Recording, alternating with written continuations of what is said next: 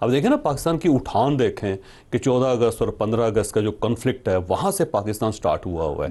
مثلا اب دو ملک ایک ہی دن آزاد ہوئے ہیں، پاکستان اور انڈیا. پاکستان کا جو یوم آزادی وہ 14 اگست کو ہے اور جو انڈیا کا یوم آزادی وہ 15 اگست کا ہے، جبکہ ایک ہی دن ہونا چاہیے. اس کے پیچھے پوری ایک کہانی ہے. مثلا لارڈ ماؤنٹ بیٹن تھے، آخری وائسرائے تھے ہندوستان کے، اور اس سے پہلے جو ان کی اسائنمنٹ تھی وہ ملکہ کی طرف سے، وہ رائلٹی کی طرف سے، جب ورلڈ وار سیکنڈ تھی اس میں جو ایسٹرن جو فوج تھی اس کے ہیڈ تھے، اس کے انچارج تھے. ان کی سربراہی میں، ان کی قیادت میں جاپان نے 15 اگست 1945 کو سرنڈر کیا تھا، اور وہ بڑا پرائڈ لیتے تھے کہ میں نے جاپان جیسی جو قوم ہے اس کو سرنڈر کرنے پہ مجبور کر دیا تھا. اب اس کے بعد ہر سال برطانیہ کے اندر 15 اگست کو جشن منایا جاتا تھا فتح کا. اب لارڈ ماؤنٹ بیٹن یہ چاہتے تھے کہ انڈیا اور پاکستان جب تقسیم ہو تو 15 اگست کو تقسیم ہو، تاکہ یہ جو جشن ہے اس کے ساتھ لارڈ ماؤنٹ بیٹن کے نام 2 مرتبہ آئیں، کہ ایک مرتبہ جاپان کو سرنڈر کیا اور دوسری مرتبہ انہوں نے انڈیا کو تقسیم کیا. اور جب یہ تجویز قائد اعظم محمد علی جناح صاحب کے سامنے رکھی گئی تو انہوں نے کہا بالکل نہیں، ہم کسی دوسرے ملک کی شکست کے دن کو پاکستان کی بنیاد کا دن نہیں بنانا چاہتے. قائد اعظم نے صاف انکار کر دیا. اور یہ اس کے بعد ظاہر ہے نہرو صاحب مان گئے. نہرو صاحب نے 15 اگست کو رکھ لیا، قائد اعظم محمد علی جناح نے 14 اگست رکھ لیا. یعنی اس پاکستان کی بنیاد جو تھی وہ بھی جگنو کی طرح چمکنے سے ہوئی. اور ہم نے اس وقت بھی جاپان جیسے ملک جو تھا اس کی عزت کی. جیپنیز آج بھی اس واقعے کو انڈرسٹینڈ کرتے ہیں، یاد رکھا ہوا انہوں نے، اور پاکستان کی عزت کرتے ہیں. اور اس کے ساتھ ساتھ جب پاکستان بن گیا تو تاوان جنگ جو تھا، وہ ظاہر ہے جو ملک فتح ہوتا ہے وہ تاوان جنگ ادا کرتا، تو جاپان تاوان جنگ ادا کرتا تھا برطانیہ کو. پاکستان کا چھٹا حصہ بنتا تھا، کیونکہ اس کی وجہ یہ ہے کہ جو جنگ ہوئی تھی اس کے اندر اس سائیڈ کے مسلمان سولجر بھی شامل تھے. چھٹا حصہ پاکستان کا ملنا تھا. اور اس زمانے میں جب نظام آف حیدرآباد سے پیسے لے کے پاکستان میں سرکاری ملازموں کو تنخواہیں دی جاتی تھی، یا نواب آف بہاولپور سے پیسے ادھار لے کے تنخواہیں دی جاتی تھیں، قائد اعظم محمد علی جناح نے وہ چھٹا حصہ لینے سے انکار کر دیا اور جاپان کو معاف کر دیا کہ بالکل نہیں، آپ کے ساتھ پہلے بڑا ظلم ہوا ہے، اور ہم اگر یہ پیسہ وصول کریں گے تو ہم ظالموں کے اندر شریک ہو جائیں گے.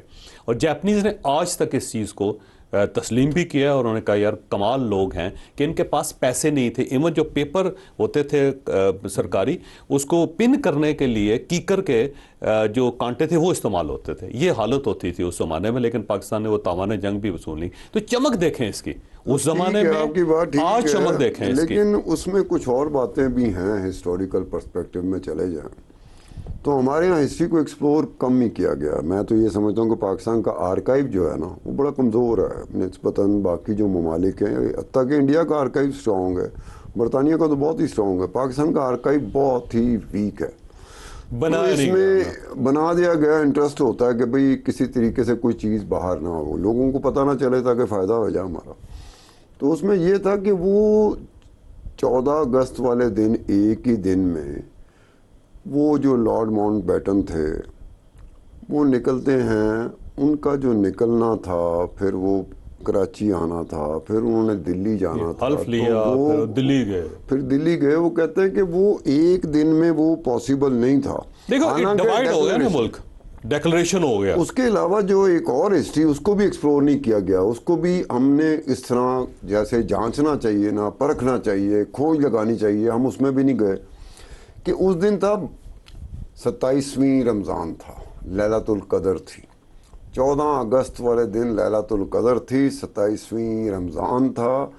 اس لیے بھی کچھ لوگوں کا، ہسٹورینز کا یہ ہے کہ قائد اعظم نے 14 اگست اس لیے پسند فرمایا، اس لیے پسند کی کہ لیلۃ القدر ہے اور 27واں رمضان ہے. بہرحال کچھ بھی ہو، اگر فرض کریں کہ مذہبی پرسپیکٹیو ہے تب بھی پاکستان کا کمال ہے. اور اگر جاپان کے ساتھ آپ اس کو ایسوسیٹ کر کے رکھیں، کیونکہ لارڈ ماؤنٹ بیٹن نے بہت زور لگایا تھا، اس کی اچیومنٹ تھی نا 15 اگست 1945 جب سرنڈر کیا گیا جاپان کی طرف سے، اور وہ چاہتا تھا کہ اسی دن. بہرحال کچھ بھی ہو سکتا ہے ویریشن. لیکن پاکستان دیکھیں چھوٹا ملک ہے، اور ہماری جو ٹوٹل اکانومی ہے اس کا آپ سائز دیکھ لیں. پاکستان کا بجٹ جو $60.75 بلین کا چھوٹا سا بجٹ ہے، اس سے زیادہ جو ہے کوسٹا کافی جو ہے وہ کافی بیچ کے اپنے آپ کو زیادہ امیر ثابت کر لیتی ہے.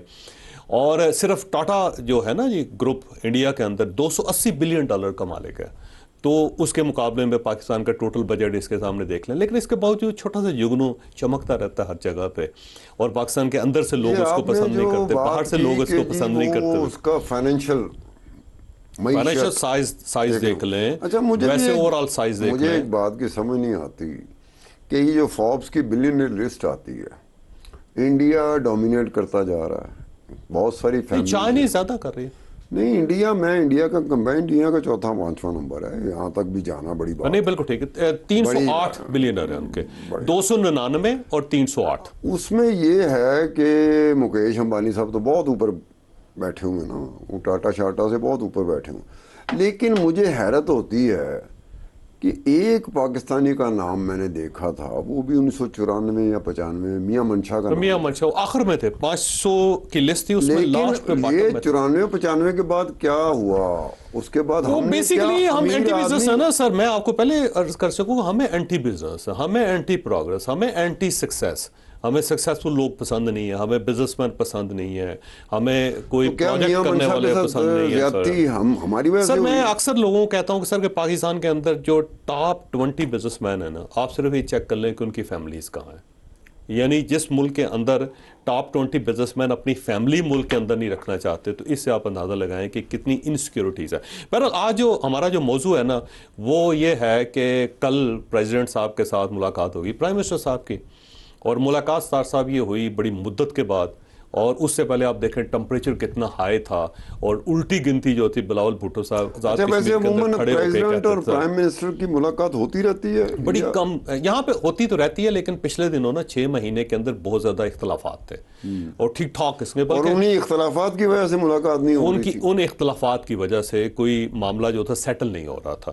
تو بہرحال بلاول بھٹو صاحب نے ذات کشمیر کے اندر کھڑا ہو کے کہہ دیا تھا کہ گورنمنٹ جو ہے نا اس کی الٹی گنتی سٹارٹ ہوگی، اور یہ کشمیر کے الیکشن ختم ہوتے ہیں تو اس کے بعد دیکھیں گورنمنٹ فارغ ہو جائے گی۔ اس کے بعد کل اچانک جو 14 اگست کی برکت سے دونوں کی ملاقات ہوگی، اور اس ملاقات کے بعد ایسا لگتا ہے کہ الٹی گنتی جو ہے سیدھی ہونی شروع ہو گئی ہے، اور دونوں یہ فیصلہ کیا ہے کہ یہ جو ٹمپریچر ہے اس کو ڈاؤن کرنا، اور اس قسم کے بیانات نہ گورنمنٹ کی طرف سے دیں گے جیسے کہ رانا ثناء اللہ صاحب نے دیے، خواجہ آصف صاحب نے دیے، اور نہ ہی اس قسم کے بیانات جو دوسری سائڈ سے دیے جائیں گے۔ لیکن اس ملاقات کے اندر آلموسٹ لیکن اس ملاقات کے اندر ایک چیز مسنگ ہے، ایک چیز بڑی ایڈ ہے، اور ایک چیز مسنگ ہے۔ مسنگ یہ ہے کہ بلاول بھٹو صاحب نہیں تھے اس کے اندر، جبکہ یہ سارا فینامنا سٹارٹ ہوا تھا بلاول بھٹو صاحب سے۔ یہ جو محسن نقوی صاحب نے کہا تھا نا کہ صوبوں کو تقسیم ہونا چاہیے، یہ انتظامی یونٹس بننے چاہیے، 30 جولائی کو انہوں نے کہا، پھر اس کے بعد یہ خبر آنی شروع ہوگی کہ کراچی کو وفاق کے حوالے کیا جا رہا ہے۔ محسن نقوی کے سٹیٹمنٹ کے اوپر اس کے بعد یہ سٹارٹ ہو بلاول بھٹو ان کے سٹیٹمنٹ کے اوپر اس کے بعد یہ سٹارٹ ہو گیا تھا، یعنی سٹارٹنگ پوائنٹ محسن نقوی کے سٹیٹمنٹ کے اوپر بلاول محسن نقوی صاحب کی جو سٹیٹمنٹ تھی اس کے بعد یہ معاملہ سٹارٹ ہو